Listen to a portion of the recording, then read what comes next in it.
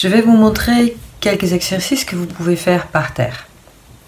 Alors, bien installé chez vous, on peut utiliser par exemple des petits matelas en mousse. Et il faut aussi avoir quelque chose qu'on peut mettre sous la tête. Donc ça peut être un coussin, ça peut être... moi j'utilise ce petit coussin à micro-billes. Mais sinon, si vous n'avez pas ça, utilisez tout simplement par exemple un coussin comme vous voyez derrière moi. Éventuellement vous le pliez en deux et mettez-le bien sous la tête pour que la tête et la nuque soient soutenues pendant que vous faites les exercices. Alors, les exercices que je vais vous montrer, c'est d'abord pour les jambes et pour le bassin. Le bassin est souvent contracté, on est beaucoup sur une chaise, ou déjà on n'est pas à l'aise dans l'environnement où on est. Du coup, on va contracter les abdos, le bas du dos et le bassin. Donc ce que je vais vous montrer, ce sont des exercices très simples à faire pour justement détendre le bassin, les genoux et les adducteurs. Les adducteurs qui vont de l'aine jusqu'à l'intérieur du genou. On va y aller ?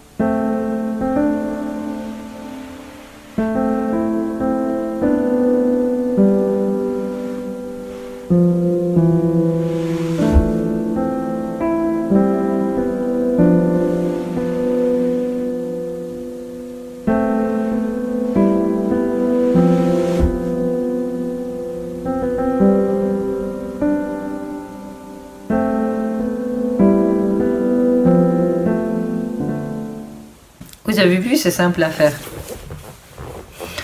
En fait, je vous ai montré 3 exercices. Le premier, quand on a les genoux qui sont vers le haut, on laisse glisser la jambe vers le bas et ça fait en fait une petite secousse. Et la secousse, elle va détendre le bas du dos et le bassin. Donc, quand vous faites ça et vous sentez la secousse, essayez de rester avec ça. Rester avec la sensation de la secousse et de laisser ça s'étaler, se propager dans tout le corps. Et quand vous ramenez la jambe, faites-le très tranquillement, sans trop mobiliser les muscles, juste quelque chose de très naturel. Et puis l'autre, c'est pareil, ça glisse et ça fait une secousse. Installez-vous dedans avant de ramener. Alors, le deuxième, je vous ai parlé de l'adducteur, donc qui va de là à l'aine.